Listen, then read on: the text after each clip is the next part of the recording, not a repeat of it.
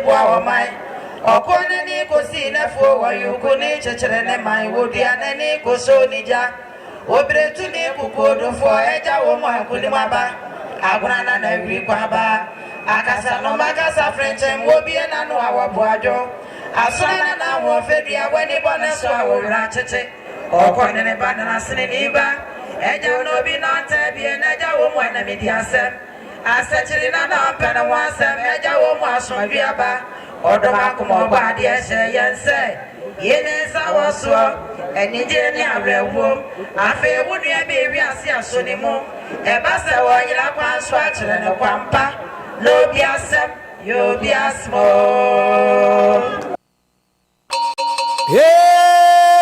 ele banjo yes ele banjo au bela show ele banjo oganumbo yemo ya ele banjo why This Kessben 93.3, exactly 18 minutes after 7, and anope yatrase yade Amansan Ntie ebremo baby amobia yamwache yamwakwaba eba dwumadie no so ya ekwa sabre akopense nonkron ebebo ya yebesori dwumadie eso ensem ahodo ena yatrase ene anope na yedi eho enkomo nyame eya adoma menya mpanyifo miensa ewo mentem ha ene anope na yenyina trase na yabobu ensem ahodo a ewo ho na yaka ho ensem nyame ya adoma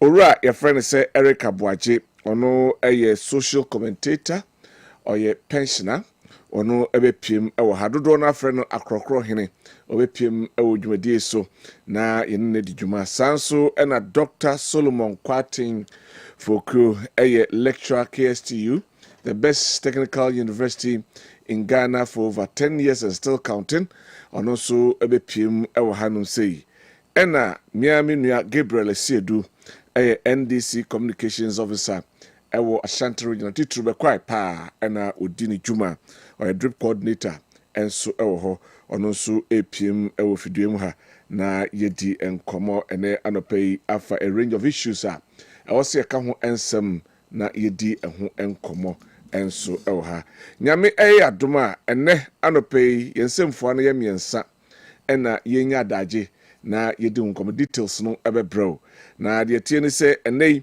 the finance minister RFA say Ghana sika 8.1 billion Ghana cedis ya enei omo aye auditor and auditor report baye na chese emunchemu bia na aye sahento asomo no wasan ede aba say Attorney General ene na soye emomode na omo hwehwemu yi na omo kwan efa so a saade no baye ne yenkon twetwe no ebegina say enei ebasa still amanfo sika enyunufa amanfo nsase anase Ghana ehwiri sika twitwidi yentesa yebusa se ye audit system no sebio feli anase administrative weakness wonwa also mhweso na omo enya daje enhweso yi na amano abasa. We are going to look into these details about this niahwe ekwa ebefa so a ebetimi ama Ghana sika etimi aka Ghana mede munchiremu no ebebas to hawa etisa ho ensem ha ebesan ahwe obeka ya nche ena ebetodwa se womo apply for security services jobs no about 5 nipadodo 500,000 ena ombo modern ya omo etimi apply se nipa omo etimi apply no emu be 10% pe ene ya yekasei womo ensa ebetimi akase ebeform na omo akwakoye adwuma no enso adam de yebusa no se 90% of those na inform no. What does this mean to the nation?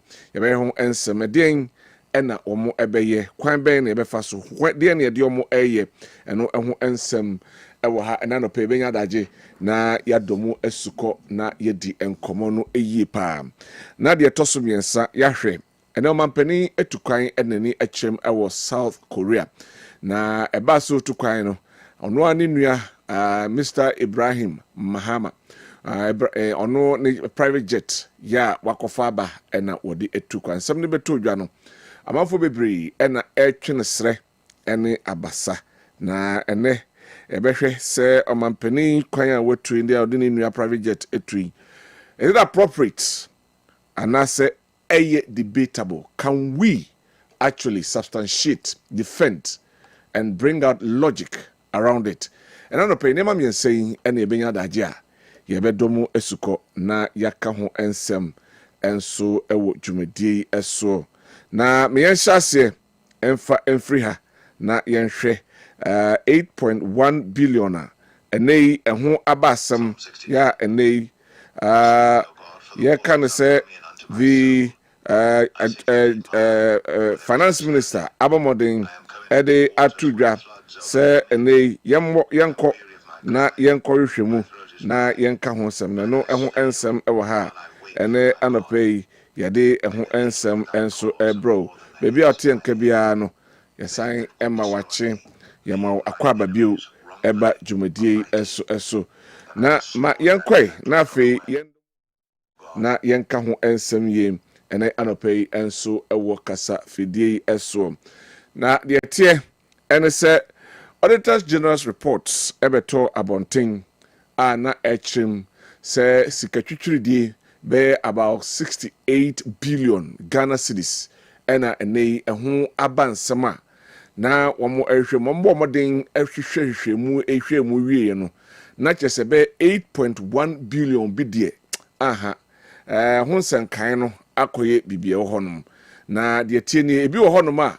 eye adwuma meka 2024 report fa 2024 year no ho ebae na adwuma na chese yaya yentuaka na se yetuaka na yasan de aba behim se yensan enkotua sesika no emfa ama nipaku no anase dwumaku no eho ensem epi enso ewo report no emu na de chense omo fa kire ya ombubusabusabusa na chese eye dwumaku no echese womo ni obi aka eno eho ensem enso epi error report no mu eka 8.1 billion na enei the finance minister yenko na yenko yenhwehwemu na yenfa emu enkyiremu no emfa emra no eno eho ensem enso eho bi wo so a na adwuma no yaye awie na yaye awie no a yetuaka no na yasan afa kyire asan aka kyire wo mo se adwuma no yenya entiae enti eno nti yensan enkonkotua eho eka eno so ebeto dwase eno so no kura bia enso enim enso ewo honoma eno ho sem enso ewo hanoma ene anopei ibenya adaje na eno so yedi ho enkomo enso ewo dwumadie eso na sei ena report na nkasa etese we can do dwanom about 68 billion na abai auditors ehun say about 8.1 billion worth of suspicion and fraudulent payments NNA womo flagging for investigation and have a possible legal action yemfa eno so enka ho enso na uchichemu a sei ena eho ensem etie na yewie no na out of the 68.7 billion 45.4 billion there ya confirm say a valid enti yemomodin na yentua kanom 13.3 billion na no so omguso a womo ehwem na 8.1 billion there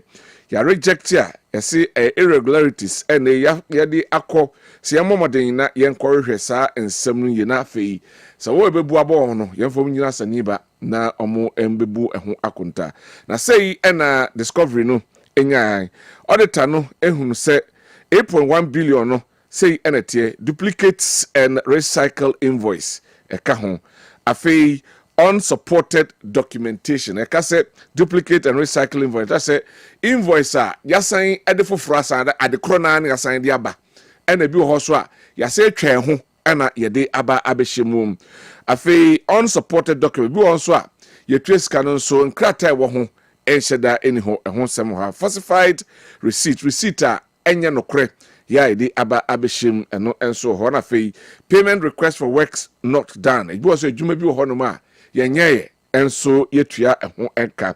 Na items that had already been paid but were resubmitted for payment and also eho ensem epina ye chiremu yi say enete 89.4 million debt claim na one district one factory program no so no ehun se bio aha entaso because banks no deny say womo enni onaso obi ani omoka banks a omo ye adwuma no ho sem ena ewa afei o hwem a aban so adwumadi ekyese enema bi ho no ma yato ana kyese eno so ayirayira enso edi free eye baby a wo se yehunu no ho ensem enso ewo hanuma bi te se rice no ma yetuatua ka ene de ekeka ho a nanso yentimi emfa nkobia ewo se yekono eno eho ensem enso ewo hanum sei na ene ya yekasei saa sika no eho sensem ye de ama Auditor General so momodin na onhwehwemu na afei yenhunu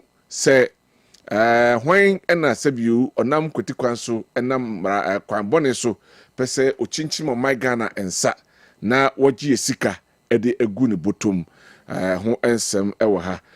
This one I want to see the concluding part of it. I see who say kwakosi wiye na omo ebebo omo no yetimi edi omo ejina bia ewo se ejina ya de atodwa say mpempi ohwe sika Ghana ehwere no afimu enam sika ayira extra say through corruption and yes kuma about $12 billion ena ekokwa ya yenhunu kanini enam na ye gi 3.3 billion every year na so Ghana hanum ya etimi sika ayira sabio yentim mu akonta be 12 billion eno ho ensem ewa na abeja for betrase na ya hwe sansem no so enso ewo dwumadie so wo mra yade dwumadie no enso ebremu ene anopei enso ewo dwumadie enso eso ho ensem ewo hanuma yeka ho ensem dodo na fei yebekọ na fei yahwe enei ensem ahodo a eno so ho se yeka obeka ya omampani His Excellency John Dramani Mahama edinani akyerem ewo South Korea eko akodi dwumadie bi enso ewo ho na oko eye ninua aircrafts ya jata ya owura Ibrahim Mahama akoto aba ena ode etu kwan na ode ekoye na ensem betu dwe minority for asori akase aha dabi ekwan o mampani ede ninua private jet etu kwan ede ko amanfo kwan so no sebi ode eba Ghana yebeka se conflict of interest anase ono ane emra wo hyeye no ase wo buso obeka mampani de betu dwa se enise obi echewade a ebru 20,000 Ghana cedis ebru 20,000 Ghana cedis a na chese ewo se de mra ewo se edudi no edudi nei dinua aircrafts ena ode etu kwan a ode eko eye South Korea na ebaye owura kwachofosu ya ono eye government minister for governments communications ede abetudwa se omuhu mfunso bi a ewo so se omampani ede ne nua private jet ebetu kwan se be reduce cost enso ede ama oman omuhu se bio omampani ede mfunso bi anasa wa mfunso bi a yemfa mo nkwa akiri some time pass na Dankwa Akufo-Addo apenso yenim se na owura Samuel Oku Jeto Ablakwa ebasa omampani eko han private jet na oditu kwan a obunkunta kire sika donhwere bia ayesa private jet no yeje because a luxurious private jet na oditu kwan edekwa enumu no a lot of air comfortabilities ewo mu a eboama omampani no eho ehare no de na okan se donhwere bia no sa private jet na anase hired plane na omampani dada na Dankwa Akufo-Addo edutu kwan no between $14,000 ede kobe around $18,000 $20,000 don't ribia ena na ye gentu kaboma na ye mpemanimu ena mo ka ho nsema ema edu baabi ye plane anase presidential jet wo ha no omampani sha sese oyusu na obekaya His Excellency John Dramani Mahama ene okijeto Ablakwa ene Sam George no mo keka ho nyina no e kire se sempo Omampeni His Excellency John Dramani Mahama oba na se or the private jet and as oyedi and not Dankwa Kufuado yeni bia wamo ebe resign omo position and check and the vice president Professor Jane Nano Pokwajiman yare ye okopie mu ewa amanani okosan oba or the private jet kuria meka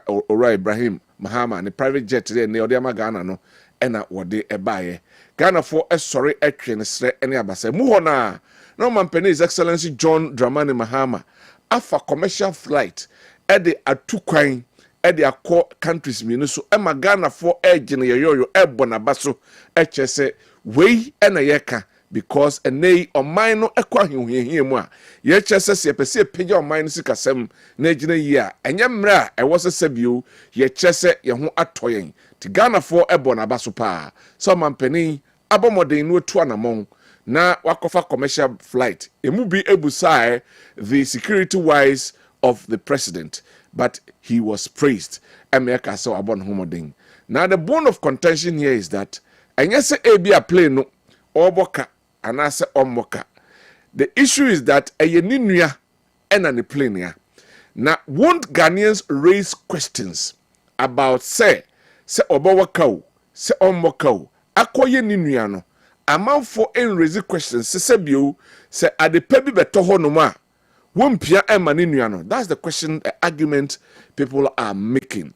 Ene anopei abijafo betrase na ya delve deeper into these issues and discuss them thoroughly.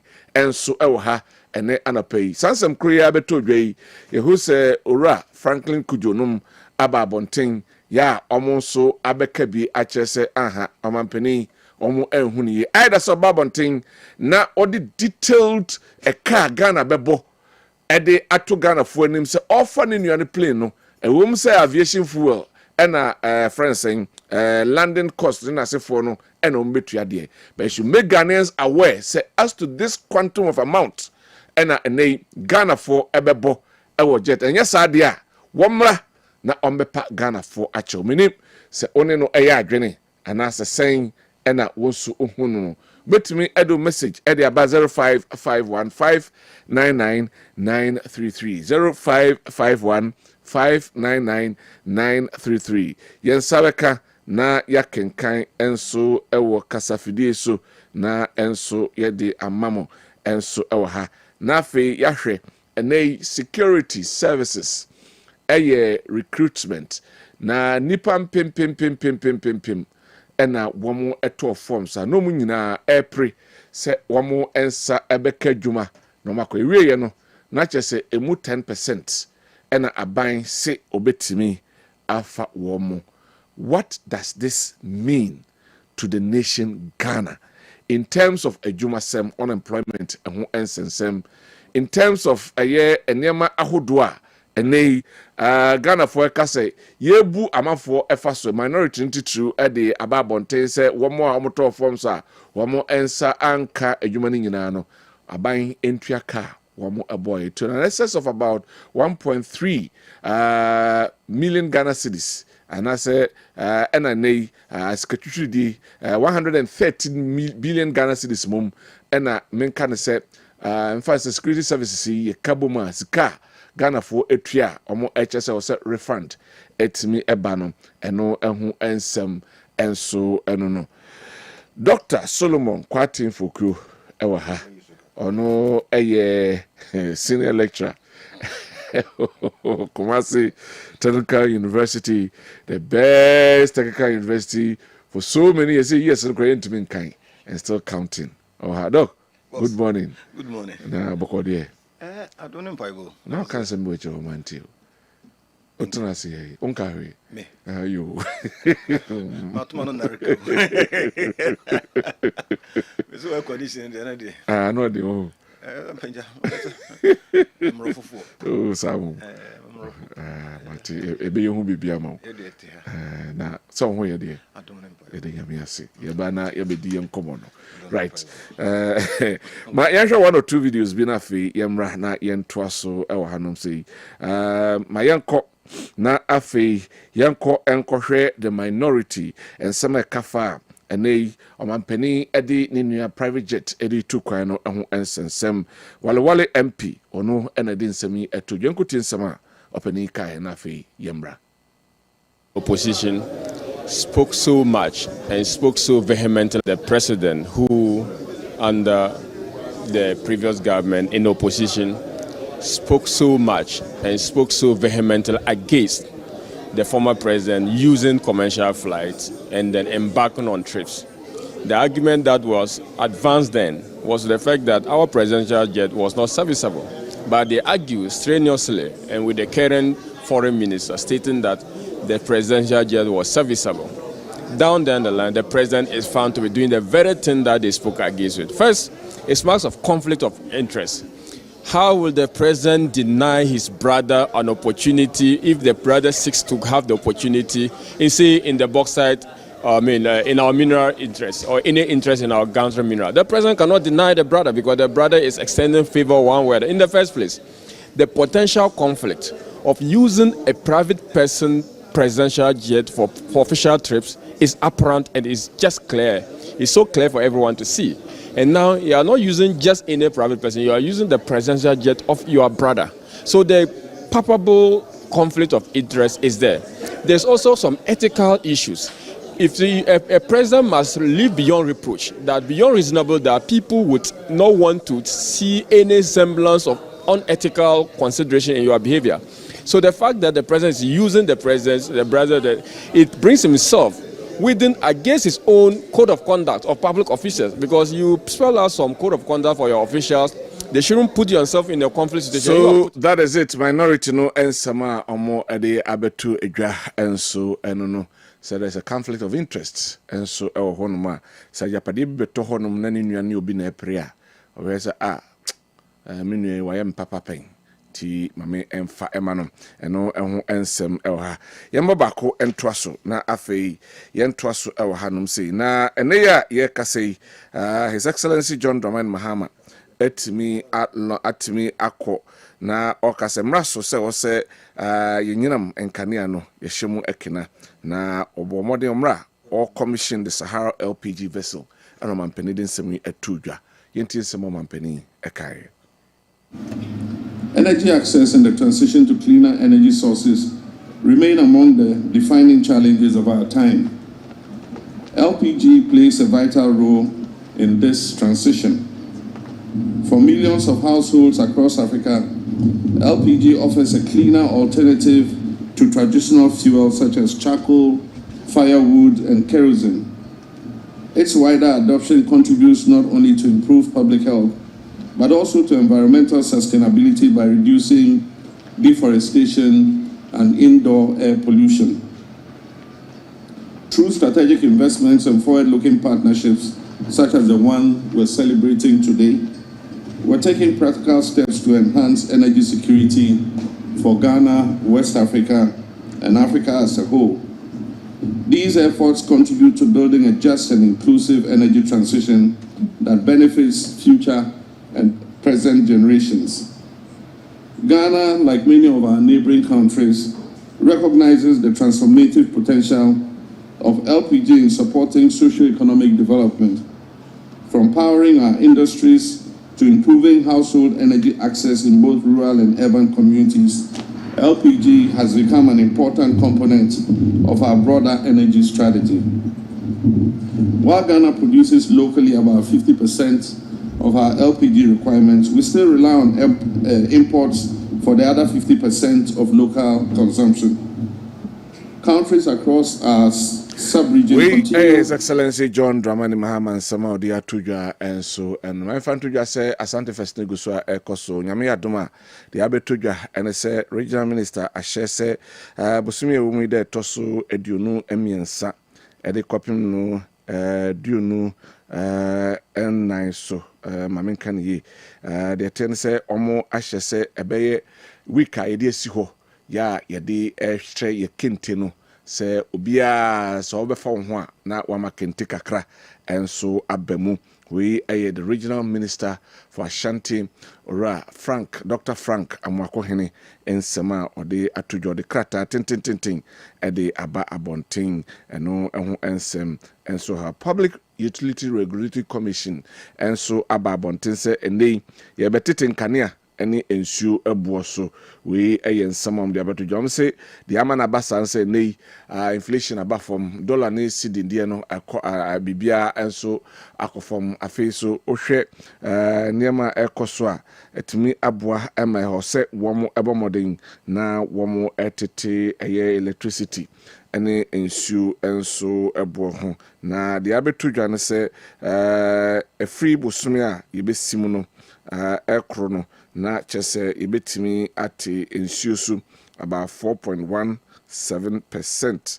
Sanso ɛna ohwɛ electricity so abomoding na yate so ɛno ɛho nsɛm ɛno no na yɛka ne sei nso na yɛkyɛ sɛ na otwe anase na otwe yɛsim yɛ fi nyame adoma ɔkyena ɛde kro no fuel prices so ɛbɛkɔ soro wei nyinaa ɛyɛ deɛ ɛkɔ soɔ ɛnso wiaso adwaman so anasɛ ɛkɔ so ɛwɔ Iran, Israel ɛna afei USA ntɔkwa no ɛmu no nti ama fuel price no adwaman so deɛ no akɔ soro kakra nti Ghana so fuel prices ɛnso ɛbɛkɔ soro wei ɛyɛ deɛ aba abɛto dwa ya ɛnɛ anɔpɛ de to dwa na ɛkyɛn sɛ free dwa da ɛkɔ no fuel price ɛbɛkɔ soro by 16.93%. na afei diesel so akɔsoro by 17.21%. na deɛ no nso aba abeto edwa ɛno no mamenkɔ doctor ho na yɛnhyɛ nkɔmmɔtwetwe no ase wo de yɛnyɛ no asa na yɛhwɛ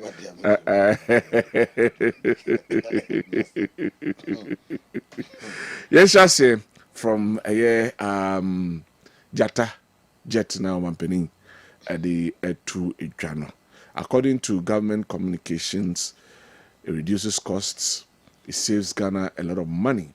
Nti se omampani kwako high jet di ni nua de wo na se yebeto aviation fuel na de gum na bebi okwako gina no kwako si no eho kan no betu yanko ade a na eye se ewo se omampani ade etu kwan bone bia enim. Obani maminjo. Oh, Mincho. Michel Bibri. Mijoso. No, Michel Tifo. My brother so say Ocha. I don't so Baha. I don't Baha. Chinova could do. I don't Baha. So Damos. Sancham. Baha be din komo kama. My son contact for MP no. Aye. Still maintain. Executives ni bi aja. Omo agenda nyina na say my son contact omo bi nkom mienu. Omo nso akopepeke forms on beso yetu aba mo mu bi na mo omo de omo komienu mo komienu no yensa MP o bono ho modern say no but fortunately no do no a etana chise mu say obodjuma even though the party opposition but he's doing his possible best for Tima Minchen ye bishop nso nse me commentary so Bishop Samson Yamo or him Kessben. Okay. After this, or whom Jim did about boy, Michel, okay. Let me check Busan for office. I do a sign on the Busan for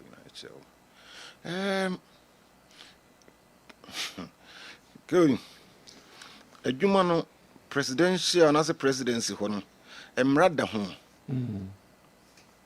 And rather home, I want to me for pet crying yet, dear, or peso yet. The 3 we are tidy, crazy, or shakran.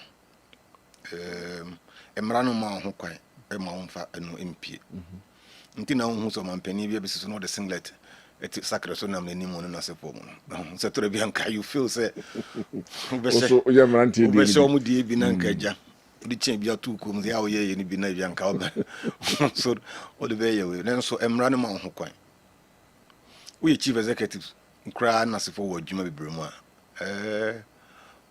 wanamutuo no Ayana is being controlled. You know, with safety, ni bibia crown, you won't conform her society, Mansama. Until you are carried crown and Calbetinamuna, on bet my frag say, there be no more than dear bass and print. And here so used to say a canon a day, a co baby. Sign him an old. You understand it? It is a minimum more flag and also more can say after the presidential jet in to which me use wa wouldn't have no new I can back for no quite many scout to look and Ghana in 19 years can to look. Scanning a young scan to look. Me, Scadi will be a bit to you ever who I'm just a wooden near back. Almost a gold view, how to say. Black voter, yes, on the Shanensa, and a sound of a dear Shanensa. So much you can pass on a crow. I didn't. Yes, a black voter is a good view tahopa. Say, Nico, near the Shanensa. And yes, such wound to me. I did your court, I did your court, I did your court, I didn't so to go to baby. But the mean to me can be the same ransom, and you're for pitching number 1, Tim baby. Them ran a beton either, but I am friendly among all your phone son or so dear. And in I and said, and it just. I didn't see a buying a bar power and papa to the proof. So a businessman. To buy bar power, no business, not me a coincidental. I wish I any I could to be. Mr. Minister, I do to play. I've more for Chafo. Samum. Now, wouldn't you a president, wouldn't you about consider her to pursue her? To what to the court. It doesn't make any logical sense. It doesn't make any logical sense. On a more serious note, a bufusama at it is Coco folk from Hobia until almost capital now. Tell the Promunia, dear, she, Miami, near Timedico, no, the South Korea or Korea, didn't put no coin home for me minimum. And for 7 years in a benefit. It took good to more has animal with Munina. Tetina Brucune and catch you Munina. So in Brucune. Brucune, Busumbio. You money, dear boy, bonnet. Now I'll be bium. Nacho catching da. Intina could to mean money didn't for honorable so. Because on ye anything honorable. On ye anything deserve to be called honorable. Oh no, can say so not buying back power no big of fruit. We must share ye private or the Naconia beto. On Kaisa. What Naconia to? Baby. I remember and ye Cassani di Buamamu. Say Casacasa and Buamudi and could be a bit my president, and also could be a bit my MP. Nasani woman say, or more can. Nibby was a party for an answer penny for Nibinum or dear bay. Now, yet any boy yet didn't say Ghana footy. Omco far and this folk of fire you be bound from the Japa. There was a Japa book. Okay. One can you book or matriculum museum book museum. Omokan MP for any defend it. And Yafi, be say Yafi, Bana, a tier for an answer. Timon de no so after Morgano. Or for Morgan and Yafi, told that we could see. It was a car. Now, majority can say of parliament. And a 12 bounds unia mubi over 55-56% was the same. No, nyaye, intino. Everything is normal because all communicators, somebody can be a gumnas for him. Catcher said it's an affront. And it's a disgrace to the democracy that you're practicing. But you're sure reality. Company need to travel also to coin. Okofa commercial plane, ama for ka ho sem bebre, na ne safety, ni security. Ti abase ni nua wo bi. Na ye beto aviation fuel agum. Na ebebi ekosie ni ebetu aka. Senka boni bi enim. Ade na ye discuss. Boni ni ma ye discuss. Boninim and you heard the pros and cons. And I'm just a boninim, say I discuss it. Say Papa Quandi, young Tushri, young Kudinich in your moon. Tis young passer and no for the Tisso. And a gabi watch your dark. A coto luple. And a no for the 10 more. I see don't get Yassi, what says in so crowd, in so tossro now, so be a need and be an echo for the Jarena, and Moose in a bigos. They said all these silly things. Excuse me for my language. Can some way now can be agro to no can some pa. No look crowd your room can see in a buffer. The canning in a man tongue of Wagnum. Where the Ghana for cocoa for Nasi for Munina. Papay, Nimia Lupin or the Imo, who don't know you Musa. To some cocoa no cars or the pipe will be seen fin and fancy. So Musa should be an Sunday Jarry. so bekasa. You understand it? And yet, I'm more than that. I'm above that argument, you know. And I don't want to go there. I don't want to go there. But my point in say Oman Penin and Quantum Konya Gold War. Your friend say black voter, Chirene Sankofa. Maybe any second to Timito Lupre, Kama, footballers are cast for the Timito. Ghana, your Anglo gold, your own gold, you're Timito Biana. Could you to Munyan be Bribeno? And I have to force and Munim Scamu be almost intimate be. Or no, can win and Hepa and you be yan. You are calling Senka, Nisikano. Just a crime bench to crack away, say what to say. Obia calls you human. Conan say, boys be a more friend one, maybe I see your moon come and I say for Bino. Romance come for anyone, but I'm on for I say your minimum. No, to move him be, and I am Rama Honkoinsa. Many mren BBA. He's a businessman, a Koswa, a bois, is very good. But to the sense on quite matter of Paka Krakapa Fefese, not Ghana in intimate to be near Boo and someone as a Oman Peninsula. Nancy Oman Penny Baba, not soldier for a guide. Well, who be? No, well, who be? Also, but 2 more, no man, or man, a man that garden didn't cool room. To Tremo Soldier Light, I know you'll be in me, one in me. Maybe a Nina mechanic can't go on Majahoko. But a you phone it to Mamufono on a bejaji. The day any bedroom on bejajo. You need to be extra careful. A Trebiana, I said, the Bible can, you know. Can the mean down or say, Mekra, Giovanni, Nebiano, who be the ways, yes, you can use to work as an occasion. Sometimes when you are so caught, Bibria, or now won't mean do to an ultra esano. I won't send a chi. Achi, I'm on Beth one as Archie and some Simco fancy super budgets to say, oh, Sana Uchani. And the crowd and Kagajas are Bassa Ultra Sahunus or Chiacha. Yes, opposite Ultra. They were. And the surveyors, you know, what the point about Christiana computer not true in a sanat. Until then, count me who say Chia, just a wabas Ultra Chiano. To the audience who say yet. Now, a benya effect or more party, so going forward, necessary, okay. So be it. So be it. Those in charge of the prayer, managing and being now continue as a form, they should be blamed. Why will you blame them? Because, Tio, Code, what's me them to Petro Nugumo Kanam de Coy? Petro the boy say, what was saying?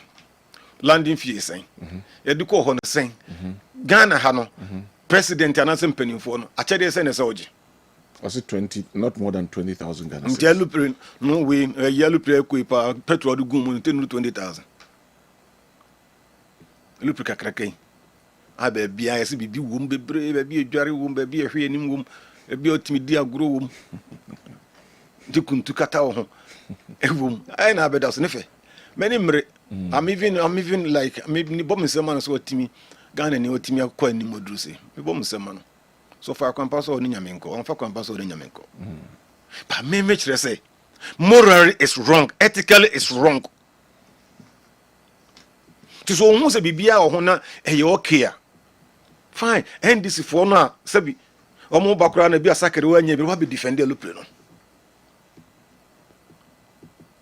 oban sakre kura no tena ka ho bo ho sa ba ni beduru and so be defended. Senya hwe. Pechi number 1 for say hwe. Manson kwanta for say hwe. Ahina makokobe for say hwe. So tell me trust. The ofaka miensa ansa no flu manson kwanta abeduru kumase no. O say hwe. The ofa trotro ahina makokobe ansa na bisi ni santase no kan so beto aso na 5 no asan agi 5 no bisi ni santase run about no agi 5 no bisi ni g no agi 5 no fa bia to aso beto club 4 times o say ehwe wo yes ya the fight against corruption as for untimi nya because bo so nsaye ma no onu mo yedu wodu etoto wontumi die ho am kan na se for mo na minim case no court untimi call the substantive poison some scan with you eno mo hwehwem obi ayi bo so hwehwe nsi di no So who some buy? Yeah, they know want me the who some buy. Say yes, a concession at the man no Elysia man na be ni so to no to. Nti obi nso nkɔ hwehwe nso. Me pese e be ye no personal. So ne obona brabo na agenu a odi nyame nkɔ. But president, you are president, you are president of Ghana, not president of your brother. So ma me kura free mu papa free mu bibia wo ko yi wo ko nyina na the state must be aware. There are a lot of breaches. Okay. So one breach be on moral grounds, ethical grounds, or breach. But me am tell you, say me can yeah the me no dey better na. Who pa won't opobeti, but debut or he will force to listen. All right. Mesaba. Gabi, akaba. Just minute. Na wako there. Oh, chedi ambo kwa me no mother room am we pa na onso e. Ya me adon. Atade show there na cheso Kumasi. Oh, Bombata Presby, on the honor because and I'm catching. This is safe anniversary. General past students ni na koye entry. You can go students near past. I say all students you past students you makani na hambi. Yeah, his lordship Alexander will say to high court judge on the years all students on the president. Nti enra yenya and then na mo ye deba. Okay. To me free here, straight. Kobo mpata. Come chrome. Oh, my mama. I was a man in school. Same class. Yeah. Tu hunu ho. The hunu. Benya wana me pen. Me comment. The busan so hunu ho. No, he knew very good with mathematics. Okay. And I'm so by area sitting in a baby at me for no. Me had a class. No, every presidential friends travel here. I want penny 2 year. And once some be free. Yenhwe amanfo say as a sebi Martin Tesuagu from and a Muhammad Mutekrama afa because Akufo Addo pencil now or the private friends hired jet it took no you raise a lot of issues about it omanpani baya na otra commercial flight wa betra hanom e bona baso kaso wa bon homodin say ne wo ye e ba ne sen ene ne die ni nua e dia seemingly akoye conflict of interest mami ti ogabi mami ncha oni oti for na for na mami ncha mo fa chama na ko zama ncha man we je so na mami nua panyi saka salbu sale ya ma kwa minister chief executive mami ncha I want say deputy communication officer and the ya meko November ya me adoma e beto aba ye ni se de onyankopon ahya ase na so ne asase nyina ja to mi so enkunimdie be ye dia na menchia wo support base ni nyina ngofo Philip as bia uko dada ni program na menu apanyi Haruna Isif on the former offensive south MC menina ya communication achapa ono so nyame ya adoma ba deputy secretary our region menchia na menchia menzo mi support base na gidim na nkabem na zongum maybe omu nyina jeje menzo mo send messages so we be ka Ibrahim Mahama asem na ofitin ya na agwafa huntumi so ne go to Ibrahim Mahama ho na hafi da ama asem ne kra yesre sa o te Ibrahim Mahama nka kra sa biyo na onyini nu se David ansa na mo Ibrahim Mahama ekoye na assemblyman ekoye na MP ekoye na deputy minister akoye minister abaye na vice president abaye president ni nyina na Ibrahim Mahama de e wo system nim so when me say playing and this nkate na akwa ya wo tues kan ya se bia ma no correct. Oh, that be 4 years, 5 years, and I was there. Aka. Timo Ibrahim Mahama Bob Papa Bia. Oh, that plane, na ya MPP na wabe mewa. Yes, what to ni mai. Na, obi say na ni aba na lupre ni ba, ni aba say ni no. And na magbe papa woni trim. Ya mistro woni mu, ani amamu osoro ade ahye ne nsenti. Say ni nua no bedura na ni pre no, tama woda no kwa ede eba. Because what ya kadada. Asa na ya ede, ya di aba.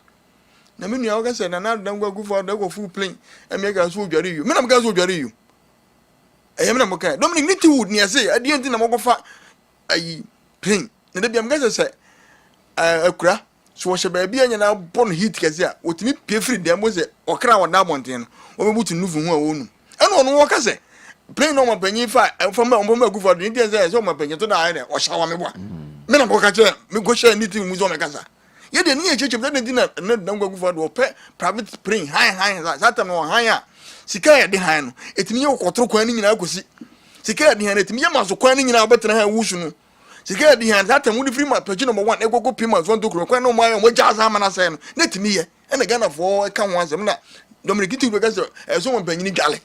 And will you, Menamaka? Or can I get for so many will be as okay? Now they are sitting get a question. Dominic Niti would don't catch them when Penny will get with you. Now, what's a commander would know? Said anything here discussing. Said you're discussing at the Hanodian. As you're discussing, no, you see. No one says near whom do a real brother, and Kuma. Near who dear or mine or Edna Kuma, so no wagon, papa. None are grinning in the book at Teniza, drink Kendaros or drink, or best will live like a Arabian king. Number some year president in my bay into the best may sell man can be a Median. And no commander maybe this is here. And the communion was a movie at your 40 on budget. Say, I buy papa, and yet I buy bonnie. Nipa owo ahobrase oye hwemfo suban ene obi akwakuba sha de akrabo suban ne ehu enti uka se ene okofa ni nua de enti okofa ni nua de ne se ni nua de no ne bo ne wo fom ase commercial ne kro be de okofa no efise sika no de wetu commercial na o hwede odo tofu agu ni nua de m na o de akona onu se no be bo oman enti de na wo kana me na wo so reji me no ya adwen se me nua panyi fere skwa chofusu so mon panyi fina kwantum ba na so wo konu gura on calculate ni ehu se ogofa commercial ni buoni so ofa na nyina ebo na baso ana obi anum say adwen papa yes na dan kwaku fado a ono take fm wo ba ho na ne car ba ko V8 no akonya sim a soja form yensa na de ete ho ye kukuru betena e be si o tech studio abranta no yin demne friend captain Koda obuza nse na manso fo se onyo mo kwan afija kwa abre ne wo se on de on beto beti me so obi an se on konto mame so okay ye hu se ayini bi wo sa mamu wem ntimi ne kwajo se de wo kan wo ba onka no hu se so mo panyi ko for commercial na ne buoni ana se tofu egu ne nua de mu a ne buon so de eni Ibrahim Hama ne o bebiri awaya de abon ganafo so nim sa o man no oboa na senya obi pra wo bantama ha yesi atutu abobi enya na ndero nya ne o bantama nya bibi for so good wo be gongo na kura ma me ne papa nyina ya bibi ni ho ne beboa Ibrahim Hama and a conflict of interest anyway. And to me, for better than why I campaign many. So I campaign many new Kumamaba. And then a conflict of interest. Yes, a basic conflict of interest will be any brain and Ibrahim Mahama. Yeah, but winning the only answer and Yajuma, because I am a gasset. And yet, maybe was saying, I will come at you until you got on the views that you got to Adrian. Now, come at you until you got on the V8 that you got to Adrian. Maybe I can't them. Ono we bi ni we deputy CEO as mo ka tell me o se nya wo koma de no bi ko ton visa ji ko to de aduane edi so da make na me bra bra you know deputy CEO MPP time so mo ka tell me enti we na Ibrahim Mama yes Ibrahim Mama yes ke Ibrahim Mama asem nyina en fa won tumi asem ko to Ibrahim Mama me ko mo ba 8 years so mo ji wa ebo ni bia o je investigate no wa ba ni so you have the chance and can investigate maybe bia ni kotre e ya bra bo kan no obo masa engineers and planners what you want to my issue is the bone of how do you explain the conflict of interest because I say the omo can say the papi beto honoma say biu omanpenina na share bo say obi eche wade na ebru 20,000 asem ho say play na ode kono o quantify e ka sen na nke wo ho a akoye ni nuenti yanke ya no ntum and am say na na yake and the spokesperson Baba Kasa. Yeah. So you need a case, no. Say the spokesperson should have known. Say Kasa ni ebe because some koba bontians are man for raising this issue. Now on was it landing fee? The first time I would play. Oh, offer. Mama in coming. Me too. Plane, say no that down. And they say that because what the ambulance are more money. So that make it.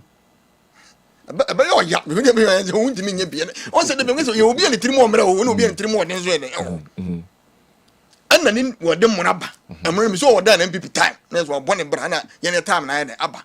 And yen this ban or go to bring and yen cat and acquire salmon. And what they boni nua amemu. Koko for you know. You just than you friends. We move him on the far condemned. A cobra say young, because I said, dear Brazil, a be anticipating can you want Penny Mahama. Babu more position of Nado, and I'm so on through because it was in good condition. Let me do it at you, dear. And the maybe. No matter what I am some info. I moto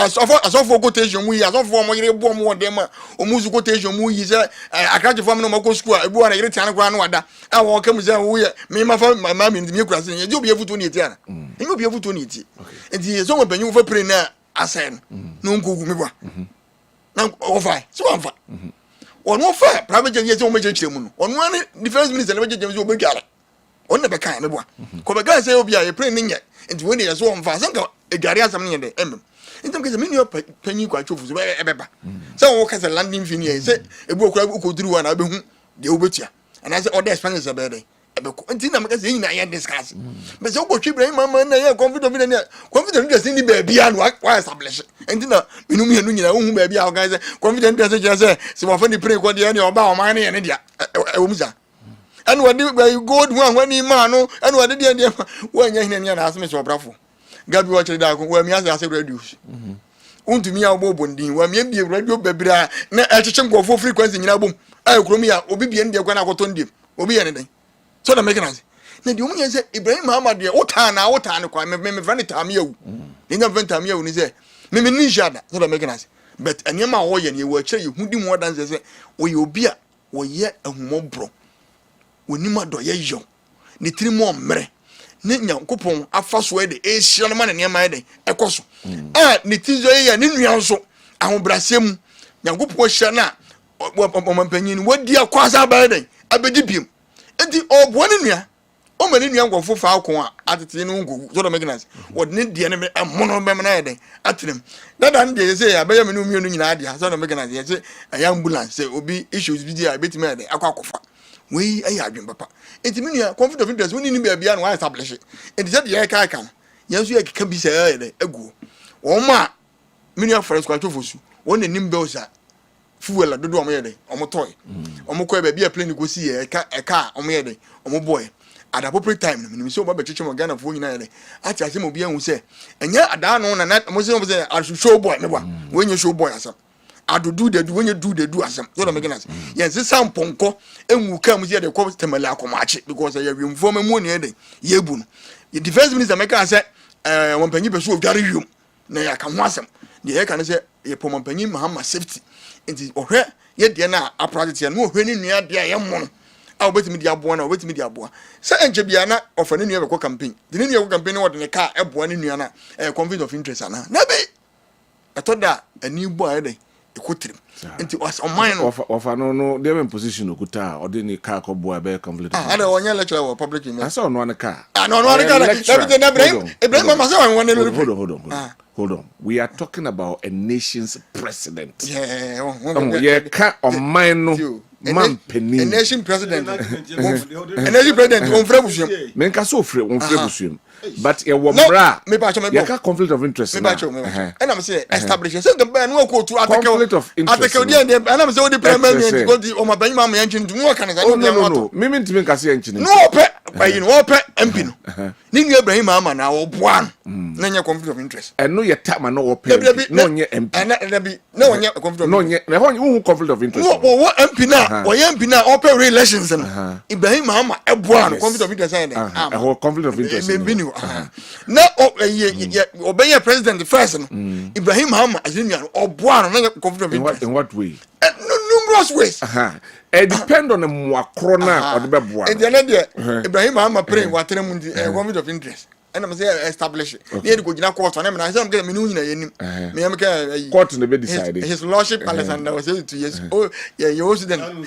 president me bona masi omu ne betima establish we nyina but omu nyina say tedie form 4 kan me ba me krom boni ba hina sefo omu se ni nua wo pere no watrema wonya boni bia hute watrem ne boni ye okay esene se de ono ko han ya no ne ma na mu wium a ye so obedwale so da meganas we yen gas obedwale wo so da meganas enti enim go se enim udi enim mienu gudwa na hu de ye ne de enye na o za ko kana fe de ko fa se na ye de ntumi ko janu Ibrahim Mama ubetim da ko gina ba bia pa bia ana de meka me bo ada Dr. Opunimu ne mo kan ne ze mo twa mo bo so a envie nwotwe san go sewe so da meganas enti me de meka nyina ne se o mo panyi se obekwa aba be do asomdwe mu no ene the ultimate a ehiame okofa commercial na yebo na baso say you nua before no say atwa mo ana fifire kwete no na enya presidential na opa video kofu commercial friends say asema mo kan di na yemu say but omu nya na say Ibrahim Mahama or down players and NDC ye ba bem otua ne ho kan nyina ye ba ye na ye de aba se ne nua tukwa ko ba bi mu se nua ho ba kire na se ne nua ne firi mu se zie ya president of the nation ye wa lusu ne nua enti ne nua ho nko hia ne to ne lupre aboa na se ye bona baso na se o se fa ye wa ye ba bem ve so ka so ba to do river mu ne ye se mo ka se ne nua na wo so de sa enye papa me wa oja ye afa de mo sanitation minister brother pa mo ne manema sa fe de hu ka na epie mu enti mu nyai papa o ye mani nua ne bi so o man bi so NDC for so and say na yi no they was what they private ambulance here ye be say no so go fa and say conflict of interest because yes say na papa be buy because one na lupri e ma enti em fa ma no me wa be de me ka je say ye wo bi a ne me kwa so me say da ho bible ni mu ye so bu ha odi adona tra de wo so na koso aye den ehia no ene wo bi nso a osopete na koso aye den enya say na ho bible ni mu na enti make us for yakai enti me nua Ibrahim Muhammad de bia ga batre wa fidi aji ko na ko bo na ba se de bia me bo mo panyina ba so se adwuma wa bie ni adwen papa woni trimu nti mu nyina mo nya adwuma ye na yenso ye ba be nya ba bia de e kan asem Ibrahim Muhammad ne engineers and planners adwuma ye wo ho ene ne ma dodo a waye o se ye attachment kakura obo ndi kura na obia na bia me say most of all ye man chene ma wo mo wandi sirimu no unu mu hia o Ibrahim Muhammad kan ntimi an go school nya Ibrahim Muhammad kan ntimi ntwa ebe ti Ibrahim Muhammad de say de wo ye ma party for no ebi sunu nua so so ye de eye enti won tran ma ne nua go fa prayer asai na ze prayer awewu no nkunya nkwanhia mfirim ye be ko so abona baso say ma ne nsie ya nya ze ye kan tu ojai ba bi o panyin Muhammad ne mfie menu ne efa akai a ba bi o ko bia na dawru ma buru pray mu no odi aba no o ma no ntratra mu saa de e man na me nua fellas so fuel o moto ne nyina o fa matudwa ne even compare na na dia wa han ye nam wium ene commercial de na wapanye de awie se de be ya ye kan sam na fomfo no be de bete because ni o ma bibi fo de se no mu ni ase boni bia ka fa aban no nti aban kura ate a no ma huru di akiri we tie no ma huru di we no ma huru di akiri kewodi menya spokesperson ma o ma panyi Mahama be de bia me ka se ensem no se hu na di ude ni di achi na hu a papa hu e bone so we de ade na anamo mo panyi Mahama ene na pamfo tu ye amani nua plane watimi di atukwa ya adwen papa osoro agitum asase so eden agitum it's up to me nua panyi fellas se ebo cost e wo mu no o me nyina eden ye hu na nka ye nua mo mpipifo eden anu ntum na ehu se amamu ne ba se bebu ya ma se ye bebo life ebe ya da no die ni bi V8 na enkunya dedam ye ha aluprin ene ma spendings basa because ye wiemfo mamu ne de ye ke odi se wo nua ma aka obaje anamwa ada na menye meje dodo anase bia wo kwa ye wo kurum ne kwa nya na nua panyi because wo ne ka wo die gina soro gina topetro gum ne fa kwa se obaje meje dodo but it depends on position kura no woni menua no so ebia betimi di aboa no se position wo ne mo betimi di aboa ne ayi da bia me ka se emwa Ibrahim Muhammad ade bo man aso sense de o man gura betimi di abo no sesie right me that say ono Gabriela Siedu and atin kan do say o kasa o na kasa bia Ibrahim Muhammad I don't want to discuss him say ono obi pray obehwe no eno obeyewe ke obi to whom much is given say wona nka yasesa gold owo esoro ho de ni nyina asefa na hweso no be practical now difference in why and then sometimes they don't understand the office of the president any private person when you are the president of the nation decisions in your brain you nua until nothing for nua class on non driver but any dey power until so wetin bibia because we have communicators who come and talk about it because they are okay now that is fine.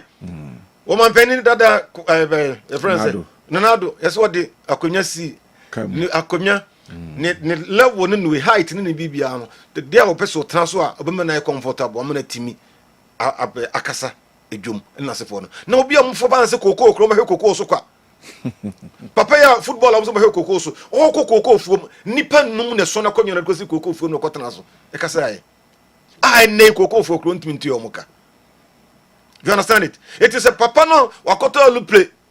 Yentimi musa so nya scan free hin ye musa mu bibia on there is okay. Obi ona ne ba bi de frɛ no sata wole koto on the car say car no no bitim ne akɔgye ne ye ne den ko on de hwehwem. We de don't me hwehwem bibia ba wagye dem de kostro de kotire ba.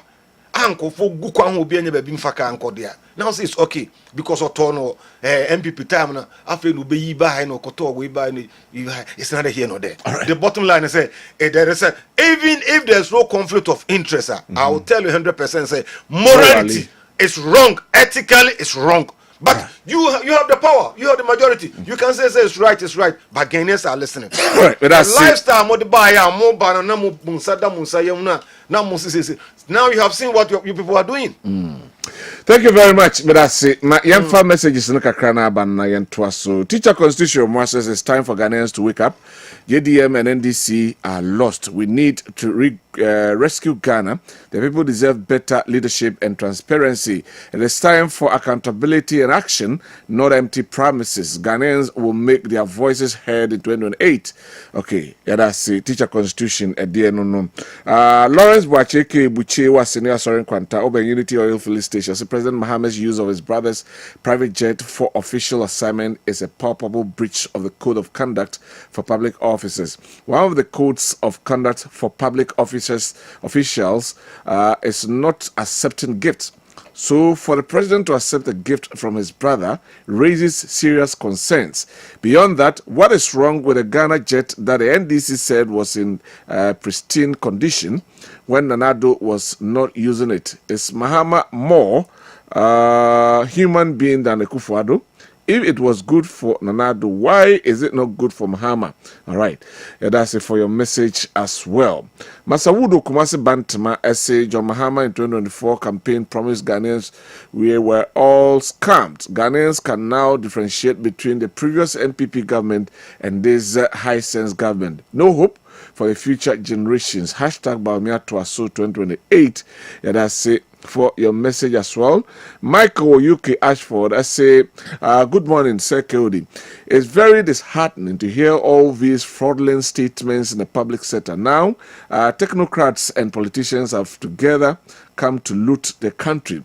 The sad thing is that our eternal auditors in various institutions have also joined this corrupt act. All institutions found in this corrupt state should be prosecuted by this government. All right, yeah, that's it. Golden Boy Anas from Ponting, and also say good morning, KOD. Let me greet Ken, the incoming organizer, and PRO, the incoming treasurer for Kwabena East constituency. The Create, Loot and Share Party (NPP) are not serious at all, especially their communicators and their so-called serial callers. You see, instead of supporting the NDC government led by John Dramani Mahama to develop the nation Ghana, they are making propaganda and spewing lies to bring down the NDC government. You see, the hypocritical nature, the hypocrisy of the NPP, and yet if John Mahama takes his brother's plane to travel, so what? This doesn't mean Ghanaians are going to vote for the NPP. Yes, okay. Yeah, that's it for your message as well. Good morning, Kelly. Greetings to Dr. Foucault. Please, I need your number, sir. So, you don't think NDC is a political party, or do you think NDC is a political party or a scammer party? When was the last time you saw such a recruitment in the security services? Look at what is happening to the teachers. So, do you think NDC is a political party which thinks about the welfare of Ghanaians? Things are not working home. Look at the increment of utility tariffs. So, Mahama can now use private jets, but no other private president can use private jets because Mahama is superior than any other president in Ghana. God is watching, but still, it is possible. God day, we day. Oreku Akemoda, and Oduwe Abrain. I say, Keori, good morning to you and all Asante Achimfidium citizens listening and watching all over the world. But because of such wastes and dirty talks in Ghana politics, that is why I won't waste my time to vote any empty-headed people telling some citizens to join armed robbery. Keori, I will be very happy if you don't waste time on the plain issues because they don't care about whatever people are going to talk about. I don't know to thanks for your message as well. Good morning, Kyodi. President Mahama is incompetent and disappointing. From Bright Takwa and Oduwe Abraying. Good morning, Kyodi. I am Samuel Asansure. Do watch you live from Libreville, Gabon. Why should petroleum product prices go up from February? What concern Ghana? Is it Israel? If Israel and Iran are fighting, John Mahama told Ghanaians that Russia and Ukraine war has nothing to do with the Ghana economy. If the MPP can't rule the country, they must give us a break now. And that what has changed. In fact, John Mahama should learn how to talk, to say the little truth, okay, than lying was all times. Shame to and it's NDC, so-called NDC. Okay, and that's it. Maybe last two. Nayemra. Hello, good morning, Kyode. I'm watching live from Senegal, Casamas, Elenkine, and my name is John Atua's son. Forget this MPP man. That is how he does his things. So tell him to stop the propaganda and the hypocrisy. Which year did Ibrahim Mahama buy the private jet? Was it not 2024? He bought the private jet, a country called Ghana. In fact, this MPP man, to me, is not credible at all. Okay, yeah, that's it for a message. And this one says, member MPP Media Patriot, if a government that promised 133 24-hour economy can't employ about 30,000 youth into the security service, then the government has disappointed the youth big time. Okay, yeah, that's it. I think remember security issue. So, Gabi, Mamisha same free this time around. Now, the number of people are more apply for jobs, especially security jobs. The security jobs, fire service for for instance, prisons room, Ghana Army, Ghana Police Service, na kaka hono. We are say na emu 10% pay ena yetimi afa. What does this statement mean? So you're Ghana here, Gabi. KOD, so we the rate of unemployment. Also, national security threat. And he said, "Enna, we share unemployment. And I say, by state of mind, by youth nima. You walk Kessben here, we are Juma. You won't conform on we are Juma. Na dream or ye Juma or had ye by na dream on one who say on ye Juma. And he said, what is it? You may be a crab, ha, or Massa Cosa or Copibi. On consider the two, say, be a me work has been grabby, I say, I mention, I say, in this one, anytime be a but to see a beer porter be a was any paper bray, I got focus on because there be a mecassa. Minim, almost me a graduate teachers. I'm no more child there. A big crowd applies or per recruit. Now we say, now per recruit, I don't know officers training or so, them better me judge, me join security. Okay. Don't say, I say, your orientations be as you see, and as a movie as will be a security job murder. My Sunday wa ibio WhatsApp. So me pull from Interior Ministry on my website. So here 2017 ye from for any part 3,500. Any part 3,500 no form no cry public say bia ye ton form na say easy. Wo wa bo say bia wo kwa Anglican so de Miami and say bia ba say ya ko police recruit yaba no mo she uniform. Na say bia ya ko migration yaba. Nti na o kwa ba 2018 and also some for 3,500 sir. 3,500 no for and so ya nye ya ton form. Wo bo say ni pa no wa de mo kwa ba. And it's all right. I be a constituency. So we constituency chairman and office or Kwaba. We a constituency chairman. The Kwaba they do baby election in Muya then. Yes, Munya migration here, maybe Mamma somewhere day, more demand. What I was 2019 is what I want to cry there. Oma Yan Teshi, Yamuya is behind the Aquaban. Was a troll zero. Be a troll zero grass still near Musia the Ecobai. Who was almost I know a form 2018 and the chain will be queen a beer day. A buyer. We 2020 and also you publish it over 3,549. Both prisons, police near we can do one boomer.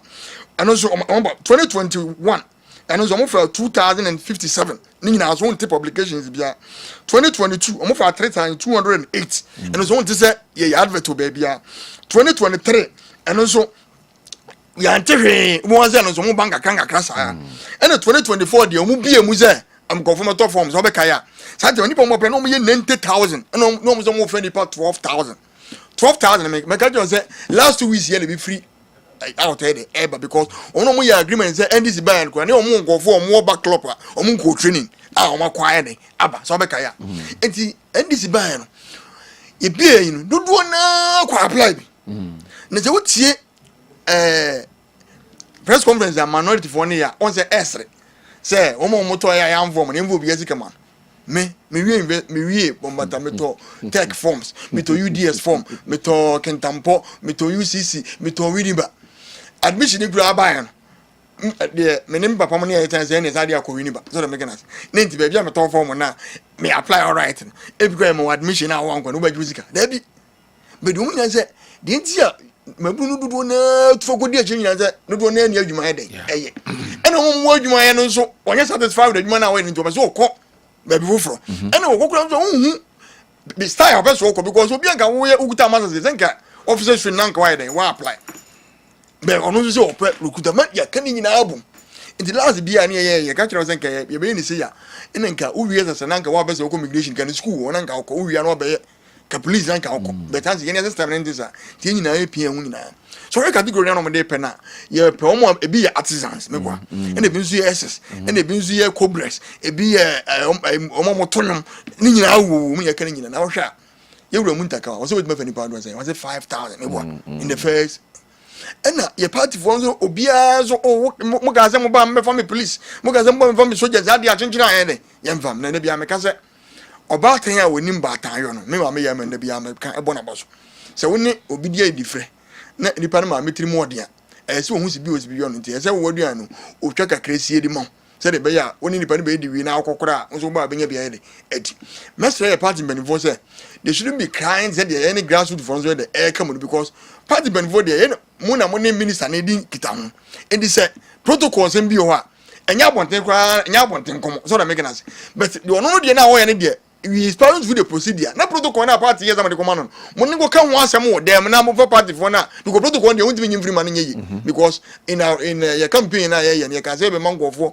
protocol mo man akọ na we say before kwa na man fa ma bontin ti ye de ba bontin a dodo na ebo aban na ba so because me say me be kwa me nem kro ni ma woman be bam me ka je me say ono ne ba go through military de no akwa clinicals nyina de awie e depend on what trends and results be de e beba ontu ataku ontu adama saa na me say hwe mu so ka so migration me ba akwa ko do sama wa ye zamse nyina awie all trends mo ko de kinka na say no ye positive a plus as on my go man ye de ye chechire na party for nso a omo so mama ba say ye form protocol party benefo ni animu na mo company for no mo kan wasem ma me ntuni nyina mo say ade no for party for nkwa MPP for ba o man ton form MPP for ba o mo fa ne yi the MPP ba eye ne kana ya kanya ne say o mo ko opposition o mo de 38% o say you gazette ne 41% then I can bet the easy national ne 38% na na bia so ba o say the easy o mo website e be so na o say gazette ne be de o na so ne na me see e wo ho.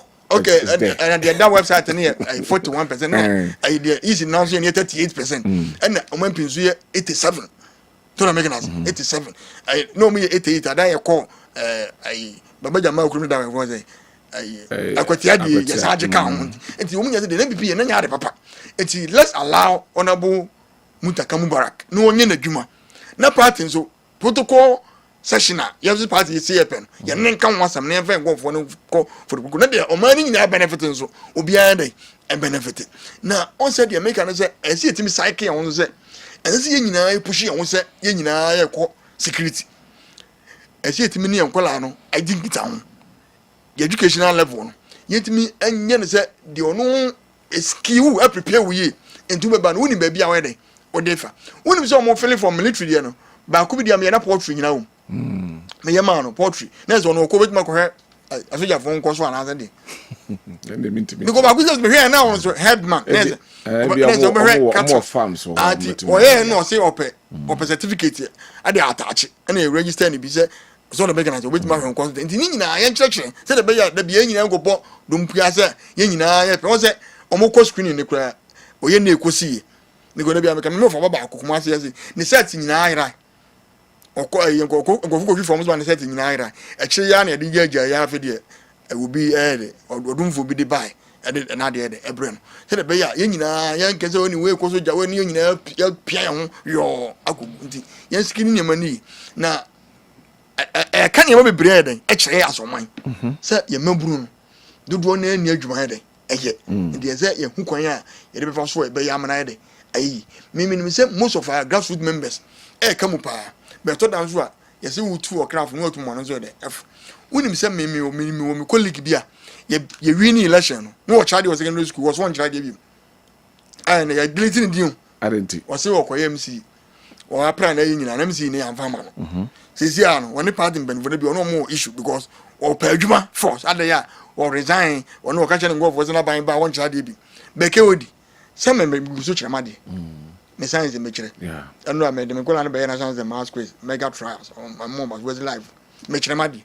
drip ya say en nepu say ye ndia e kada enso na me say me chiramade am me wo bi twa mo nti metima anya bia for kai de aba nti mumme ye lower expectations because me dem say o ko e grassroots na some of them no o expectations no were high na de bia me say ye pretumi na ye ne mu nkomodie ne edife no ena wunya tumi na mu nkomodie nso ye edife no because de bia me say etoda ba bia o me fa mu nadmo me fa mu local government me fa me no say see ai o mo no mo ye NHIS for district directors most of them na da ho ye MPP form da ho zone misa ena ye so party for no o me na me ye secretary ndi me na ye sa me ye enti de bia oba meet ane bofu ada ya man nko ye had a general director ada ya man nko ye because ka say ba obede obey be ni na say e mra ane ade ya adwuma we ni pa ya wo fa o mi won say ko parliament ko je 10% or 1% 1% of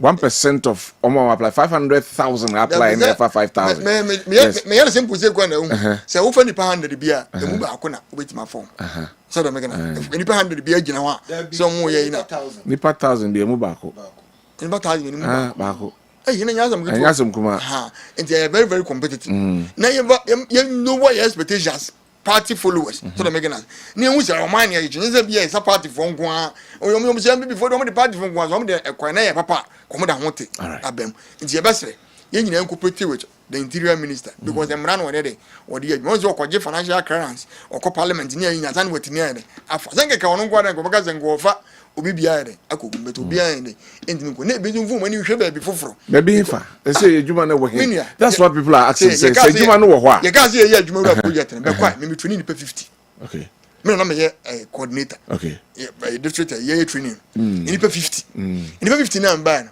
kewodi me say obia wo na ejuma one way or the other oy sa ban ka say o so bia se bia 3,000 kra must be ma fa nipa me dem ka say me pro nipa 3 wo me farm so me farm ketwa we nipa 3 enti say obi so say ono so ye nwan na ono so pro nipa 2 say ka ni nyina be den e be ko be say ko ba ye nyina na obi ekoso obi ekwa idea so obi a be je ni nwa wa say oba so yeah just to pursue with an unemployment rate e Ghana hanoma ani betime hu ni ye. Now, according to Statistical Service, unemployment rate, omo year the employment bracket between 15 years and 30 years, what about no? They are 34.4%. 34. 34.4%. Tucha Ghana mu trea, emu 1/3 unemployed. Right, yes. That makes it alarming. Because we akuja, hono na na me doubt for kaka because so we juma you're counting as unemployed. Nti ucha Ghana nipa mu miensa emu 1/3 ayo mo munye adwuma. As you tell you that you were adwuma ye. Yeah. Nti enye se ebia wo na adwuma no wagyae na wakope bi. We ye omo a woni adwuma ye kra. Na make say your orientation. What is first now who say ebia group of people be a carpenter no to sentin no me carpenter. What is die out.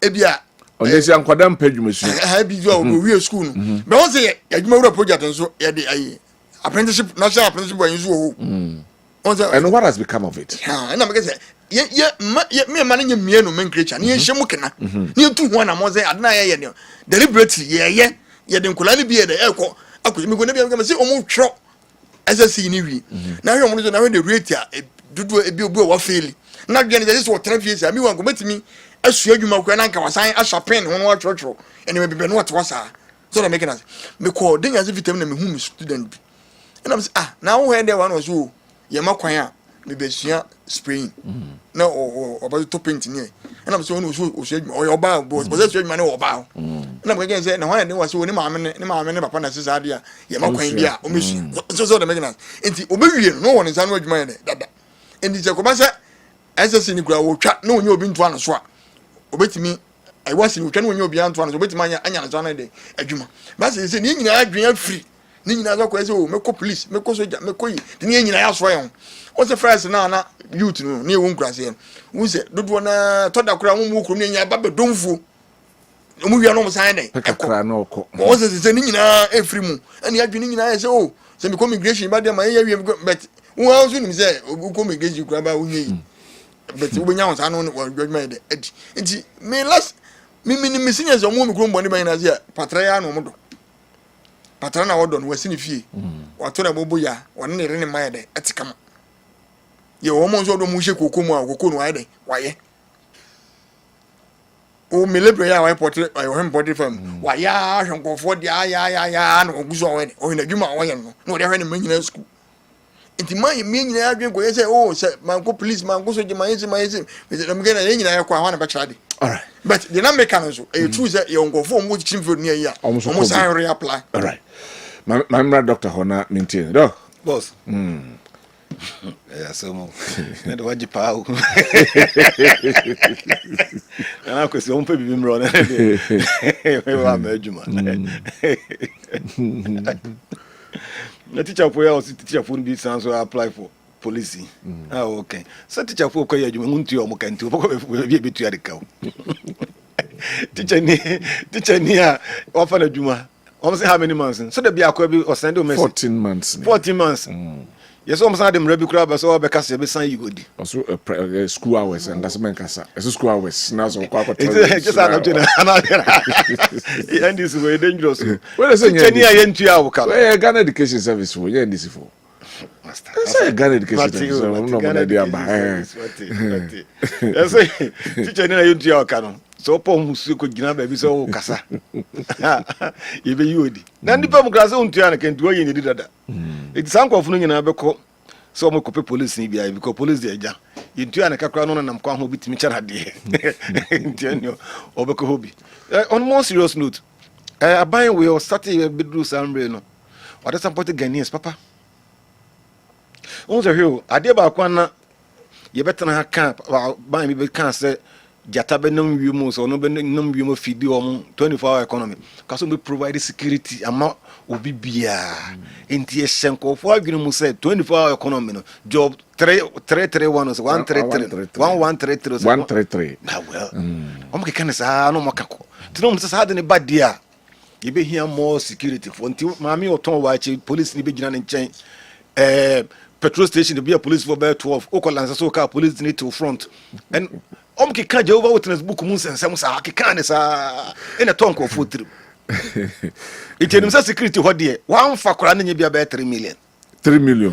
Now, 24-hour economy, no, the quite no way then I say, Quanaso, and your quanta, be 24-hour market. I will hear police over guide you for But doc, when no more Canada. The threshold, they say, I will say every 500 people in Ghana, and you one policeman. Now, when is that threshold? And you UN force now, you had 24-hour economy, baby, a crossing in a the police. But number one, you know, Sorana, no one can you.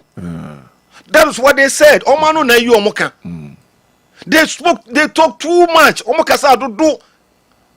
Omo pepa no to the extent of man penisi obewuro obi akoko fum mfimfin pa no otu boho no the pipe wase no the water tank esisi suru nyina no ma water hose na the bubugu ase. Se den na ebo mutiri mo se den o eni na yanka beku na che wo. No, it's serious. It is security for the main class and I'm here. Let me say security for the man for crying be about 1 million of account. Because 24-hour economy no. Ebe ye juma dia need more security. Also can say obey ye juma. One lunch. A white person home ra. It a home security alpha or henifa. A home security na alpha or henifa. Omo pe MP no bi ba ko pe MP Bongo Upper East. Okogina video no bi wo so huna. Was me ba Bongo for man for crying 400. Mbonya security mo ba gisu ye 400 ye. Ubet ma 400. India okwa campaign na promise ade no antimi anya wo ba hom de chele ne bo India had the nkaso obi ambo obi India hom de chele se de mpaboa bowa won se hom culture ne mpaboa bowa na kese I said obe ma e de praye approach and I dey approach no unwu ayi na unwu kura nya adwuma bio India for there no say be na san kede yankofo ha ko gina bongo fo na bongo fo ya tie to the sense police penny bi kura ko ho bokunto ko mo say o mu jan to ko na munyina ye be fam security service want to be they promise too much ina na me so wakran na me gidi because papa no atena ko nyano so pen etibi kura me wofa your friend teacher o san ye busu ya pen o pachi ni ko fu mutin me ko tihwe mfimfin won ye de yesusu nya mfimfin no de abai sisi ho nyina sa ha na mama bitu ubo ho na ma wo mo ko yes ade ye ko ye ni nyina ma no mi fan ko fo ko ni ko fu be kre who ko yes ade ko fu mo ye ko susu ye ni ye twa ho to close ha na mama de wa yi no ebesi o say owura okay now you dua we so ye ho no de tank ni besi first year se de ja ho ko ni e ko se ko eti on se na ko benya ball ho be 6 so man penin da no waka ono so watena konyo so pen o san ba biom no promise ye tinanse o tanti kokoo so no o se owura papa do de ha mi ni baby me ko twa so be sinsuo no ametu nsuo no asati mi kokoo so na sunum de eba they spoke too much it is security what they know that is the problem we are facing now o man pen mama say ofa nipa o create job 1 million won say wo ka figures na o kan kra me 1 million no wo henefa so buy in 1 year what create 1 million there all things be equal 4 year time no be create say 4 million and some the bia linkages can man for nkosan like hosa and toro ni ma no toro bia ne do so do who ka 1 million na Ghana Statistical Service ka 330,000 you still behave you most also kasate say the more campaign mood this time they are getting governance among yourself ni among yourself different this is the time where perform na ye hu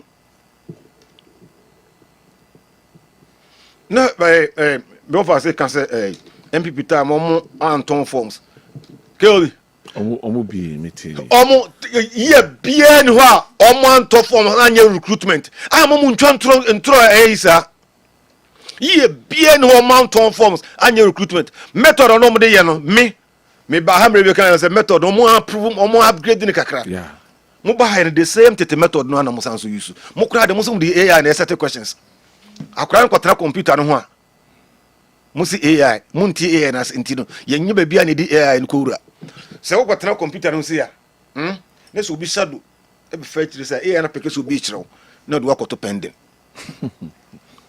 I'm telling you that is how it is question bi was football no you kind of pack no so parliament also busan say hockey ball pictures or whatever and size near saying obi okope police edi mo baye no minimum say mo di innovativeness near be rom ambonya kwampa mo fa so wo da mo select mo nko fo ba mo fa kwampa en select mo ko e de mo na mo fa wo mo fa kwampa mo ma select mo you promise so much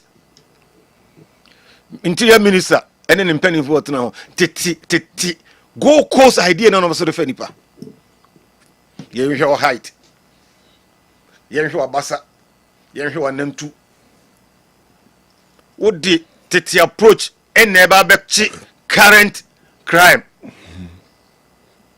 wonu say kelly wonu say currently no the crime no and I say bonisam na say for no is different from last 2 years last 5 years you are sophisticated into am come nim into kwa fa so this settle to police no police for no it should be different titi na no read say butu titu dance eko wi obi ade na obi akotu obi nkwan de na okotwobo de eni ho biemu kageti ano de handkerchief ogu botoro na watwe osika kakra na so for it's no more there and sophisticated crime na ekoso we need approach e benya police for omya compliance current ones omya compliance ombetimi aye adwuma no it use the better method to recruit them. And what is your suggestion? Better method should have been. I know when I say ombetimi bibia omomra nyenkyere omwe better method obetimi dey recruit because na can say obi awie nya sisi na musisi Ghana for na so musin kwara na omo kope police adwuma no metima ka do na wie university ba wo kwa ordinary certificate na eko yeah na obia humanities wie humanities sociology psychology whatever wie a nipa ensem nyina asem se ono de on tranche mbe fa free ss na because previous government na no mo recruit na mo so mo nya de no mo nkofie no e ho no recruit fa na the same thing no mo ye na be na be there then wo buy na elevation be na de ba ba ko na no te ho no wa nya de ofa no wrong itimu de mo so mba ya de mo buy so mo de na be fa na ne opam ne ye de I see. No, they tell them to uplift the game. Omoma game ni nkosoro kakra. Bomba omada dodo. Omada they have slept. Until that no recycling. Recycling. Anyway. So let me tell you one thing say. Processes no wrong. Ansana almighty forms na mo say obi inform musika mo na se form. Or I won't subscribe to that. But the approach was wrong. How? Boss. So num say obefa nipa 5,000. You don't allow over 500,000. And Chesi can answer also select multiply na can scan Ghana for. Say about 250 Ghana cedis. Never multiply 500,000. Hey, Ponzi scheme. Saska on kwa correct me la omo form nyina aka. What one pay police for paying 220 times 500,000. One hand for you so. Ebekoso. 110 million Ghana cedis. Police will pay divided by 3,000. By 3,000. 36,666. Debit ma tua afa tayifo. Tua almost and pa we nyina ka. The omunya no kwa Ponzi scheme ska omunya no kwa debit ma ye no. See, what do you have suggest? I said, come on, from some nomination. First phase, no. We you turn form be a computer no so na obo code. First phase no be apply be. Second phase selection beba. First one say akoye exam so na e be nya mba 200,000 as for no. So how cost that phase no then you pay. And as when you are starting you pay something small token 20 cedis 50 cedis. Wo anim no na wo tua bi 100 wo ko the next phase na wo tua e bi 200 wo ko the last phase na bi wo tua 300 to bi a burden mo common because so yo ko anim no de wa ben ho abu so mo to chacha no mo ye we no wo ben ho a na wo ye ko say the koko do he koko so no papa na friends randia be Ghana de ko to chacha di no so what tell ya ko 12,000 13,000 also no can party we no te ho a etiba 9,000 so afi ne be kosoro ene mfantuo no di kata kata kuku ni na so otete ho all in tiba 4,000 wo ko papa no ye adi enu ne ne enfra kam let meeting yen ka say wo se mu nyimo no your majority ntie kan kiro mo say ye tete so no mbete so ti we no ka say o mo de method no so 100 meters me nya in charge about them so get adwuma. You don't charge obia akora otifia wonya ahwenye ne timika se mpa bibidi ne nko ha bayre udum ha bayre yirom bayre bi ogu yirom ko kwana se ne tadi na bibia ni fia aduane ni ho a na ma me na fa kentene asoso se yen ko yirom ne nko pa ha bayre medi na ba ko se anya yen mpa bibi ni ansa no ana bibi wo fia nke ka se yen ko pa ko kwana se bayre enkura no mu ni hwe lawyer for say nibo that could not have it. You can't give what you don't have. They don't have anything.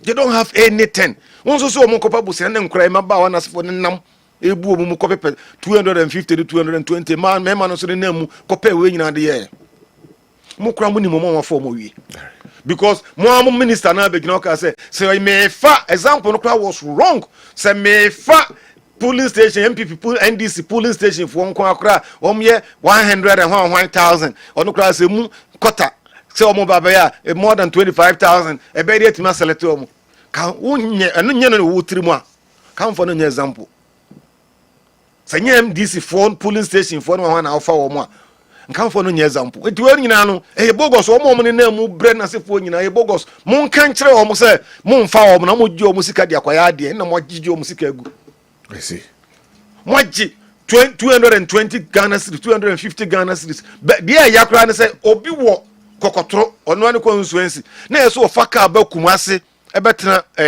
cafe bi ansa no timi abe nsohwe no obi onim computer mu kru kran se be do timi nsohwe ni bi say akwanim so say akwanim ti akwanim am so to upgrade themselves their knowledge enti sana te dia oni sa yi na skill na enton form ni ma no I see ye ton form sa technical university kuma te mamincha vice chancellor papa that is professor Gabriel Jumo ata akosra no si ye ton form sa e kan kire wo say so person ye degree odie ni degree is at least ukuta C o person wo ye we diploma is at least ukuta D wo sa di mu o person ye we ya kan nyina akiro o person ye sciences courses ni bi engineering na is at least wo maths English science ya kan nyina akiro eti so wo se wo ntomu a you don't go there who come wa na person forms na de ye de kwa eti we ni so no akiro mu say ye the computer na be ya mu so hwe o nti say wonnim computer hu bibia 220 the faculty nko kan keto bi na ye wo mo.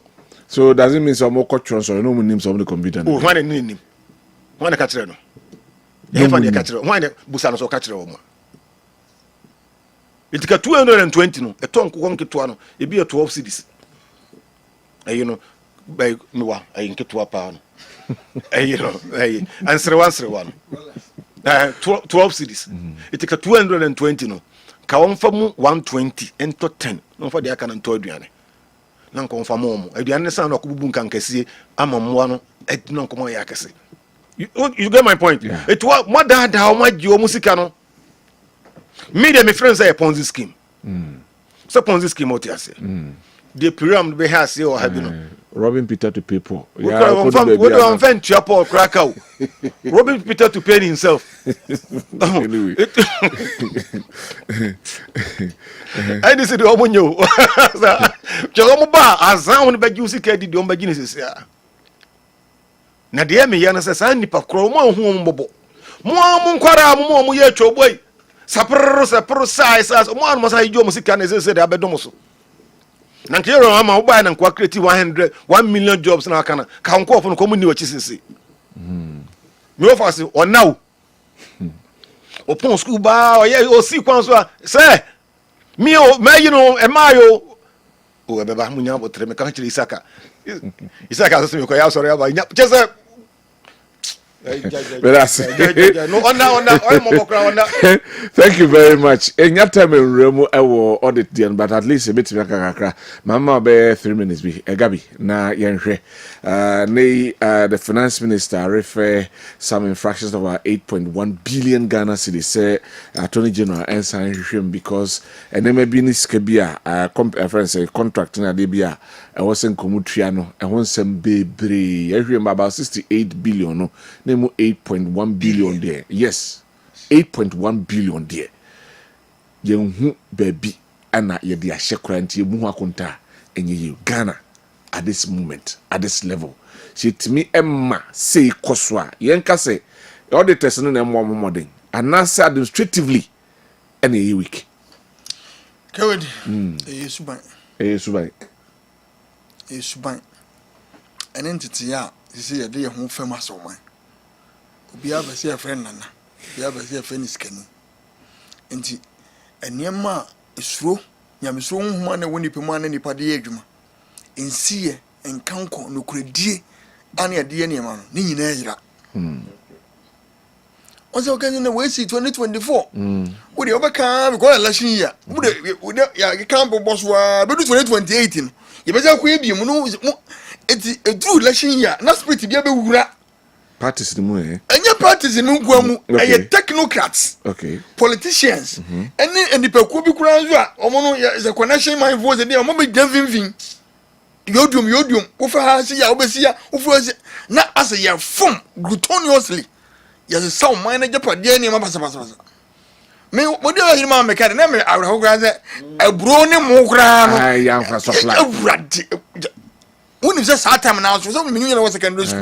And aduane ade mangula di kura na ho ayede ayede ede ne ye no for him say yes every be internal auditors na brand any shoe na ba we petre no okotre no hu die internally no audit we na me ka say me say me ye me drip coordinator any asin na do dim video ba ampa nyina video ye ba o sika wade ka ho ba 5 billion 5 billion we ya say asa na kwa be na mo ye 5 billion asa say ye ayi kwani ya ekotwa akwan ekotwa ayi ekuro mi asa pe na 5 billion e wa bre ni e ba ekuro sika bia bo ma community na friends o kwasi edu mumra mtwa o muto petro guma ekwan ya twa na so sene 5 billion no di internal auditor me over as ba ko ho bi na di be edi na mo ya asa 5 billion di ne e sign o mo se twotwo onzo a se sate o ko hwa be hu se o mo se satisfy ya jetu o ya so ya wro fura betimi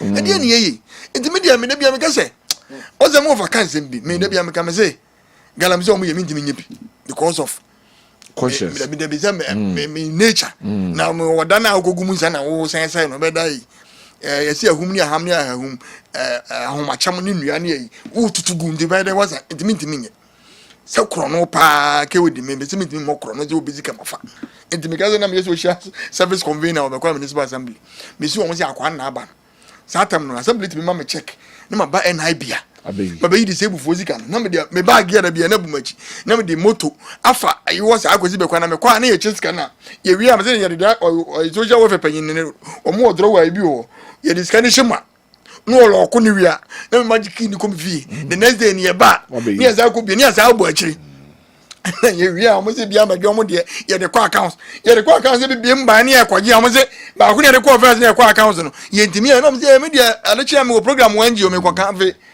within 3 hours next is can sign abafe enti de bia no asoma no de bia de she MPP and this na ye ngofo mi so wo akira omo na decide won de wo ye kromfo na de be kwai obi no accounts wa won wo na receipt ko ji jana vote ka wanwa kwanta omo chi no won zem bebre me wo ka wo be kwai obi ani me opi na na za kwa no e ma ni loto ni ma no wa be kwa ye ya sam kitu is auditor and the bia no what the report in ba ye be kan wan se mana mo de brofo misappropriation of fund they say the audio just duplication and then infraction the kan brofo ni say kromona or the senior dey abo o de emu pa na say no work done obi a wa just gas work kwa park amango as driver but ama sika ama ye brok for brazo amango so ama that's it doctor ya ba for them so wa chairman say ya ba for there sorry wait for ah na chairman wa je mic to no no me too they should say and yes politics no say for but the structures no systems no ka me na mo expecting say you remember ka say resetting resetting be rahona and ye mani bi ayi hu kakra because so we see books mo and as ye mrem mo you would fight a first fight corruption kai papa office of the special prosecutor aba you ko aba CID NIB why no nyina go how we pay them very good internal auditors ho the internal sign mo nyina cause mean that there's a mixing link somewhere and that mixing link no think resetting agenda kro na wo kan afa ho di be but we dey omo koto ayi kura runs and kura ma pad kura no wo hwe ne bo omo de to ayi ne de okurum kura na enam ho ba bia omo to special pad omo de ne say ko ba ko we ko be 100 cedis say abonten so kura ndute de out ne say I be no 20 cedis to ma pad say pa ona say to bi chanye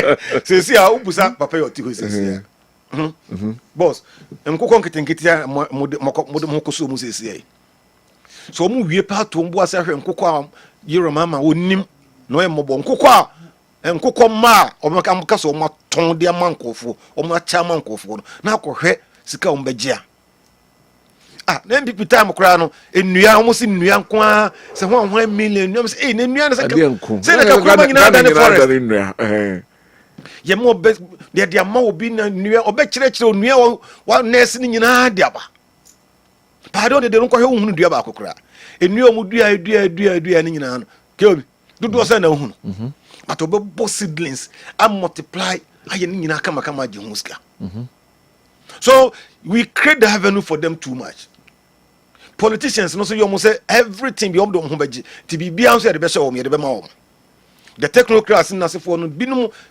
Otrani baby. Na your hakemi edu tamasi jise yenyine kopra okrum. Meanwhile, who was sanitation for way forward? Why do we stop your work? Now yet to store musi any kopra okrum. If they are not doing their job well, sack them or do something better so that they can perform. Yeah. And I want to make an answer. It's not my responsibility. Any civilized way, you don't go and meet those things. So because land the mayor was me there.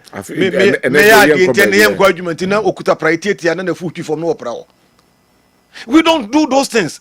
Ti ma wo section no nya adwuma. Ade bia enkoso okay me bia boss ye be frɛ Zuba. Meanwhile, other technocrats, they're supposed to be doing their job. Yeah.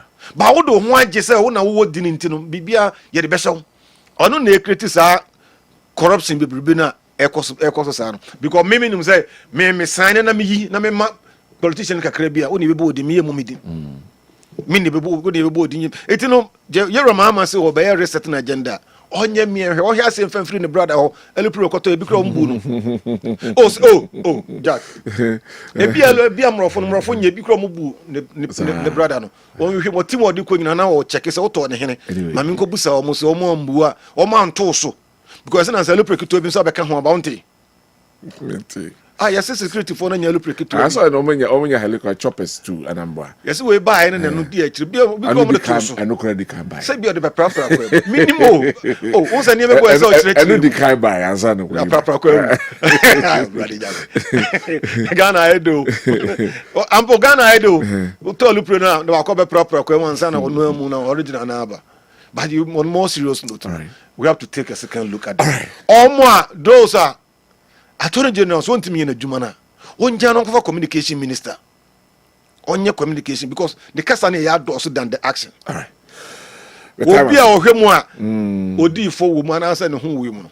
The law must punish the person. All right. But that's it. Doctor should punish omunyina already so.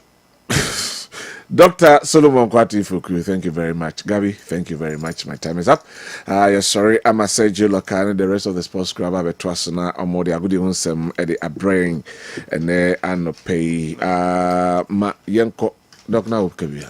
Many people come. How about the commerce of my Jose? Oh, me senior, I say, when you're overall best head of a. Basic schools. Oh, okay. I am very senior body. Oh, okay. I tell you better you see how it is. Once more, yeah, I was on the streets. I was overall best.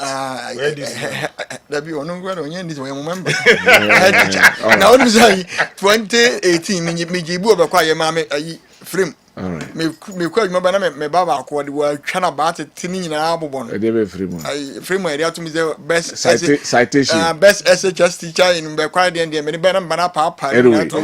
Yes, sir. So now, Sergio Lakato, so Madam Lydia, Menu, birthday, we show way free wow husband, Reverend Simon Menu, Apostle Emmanuel Odro Sefa, ex-Tika Jr., and then all the church members of Kingdom Inheritance Worship Center.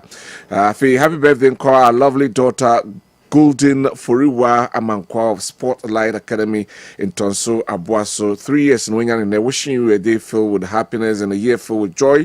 Wishing you a magical day filled with love, laughter, and all your favorite things. Age in grace and have an awesome day from your dad, Coach Agaza, and the entire family. Happy birthday, Lofty and Shruma FM. In Krankwanta, Doma West. As may heaven smile new age and grant you many happy returns. Happy birthday, Madam Felicia and Niwa Kusi of Leaders Academy MAJHS. Hope your celebration gives you many happy memories. Wishing you a day filled with happiness and a year filled with joy. Wish you a magical day filled with love, laughter, and all your favorite things. My wish for you on your birthday is that you are and always be happy and healthy. Happy birthday, my son Larry, Bar 4 to 4 of Osek Tech Obuasi, science student, age gracefully till eternity. Dear, may this smile never fade away. Enjoy your day. One for Odiamba. Yes, sorry, I'm a Sergio Laka, and the rest of the sports club Abetwaso na omo ade agudi honsem no ade a praying. Me dey Kwabena Owusu Dankwa. Jode malam ya and a share together with our technical team no. Na de bring me adwen nwumre ya democracy jumedie no ebebremo. Yakramo. Bye bye. Pause.